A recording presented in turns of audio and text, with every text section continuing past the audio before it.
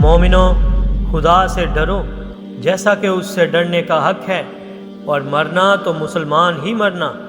اور سب مل کر خدا کی ہدایت کی رسی کو مضبوط پکڑے رہنا اور متفرق نہ ہونا، اور خدا کی اس مہربانی کو یاد کرو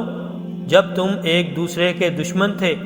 تو اس نے تمہارے دلوں میں الفت ڈال دی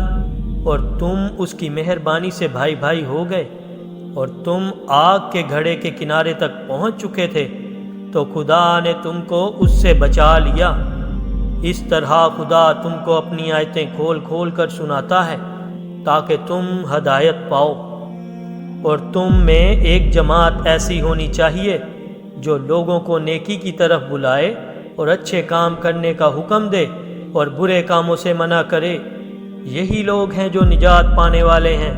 اور ان لوگوں کی طرح نہ ہونا جو متفرق ہو گئے اور احکام میں بین آنے کے بعد ایک دوسرے سے اختلاف کرنے لگے۔ یہ وہ لوگ ہیں جن کو قیامت کے دن بڑا عذاب ہوگا، جس دن بہت سے منہ روشن ہوں گے اور بہت سے منہ سیاہ۔ تو جن لوگوں کے منہ سیاہ ہوں گے ان سے خدا فرمائے گا، کیا تم ایمان لا کر کافر ہو گئے تھے؟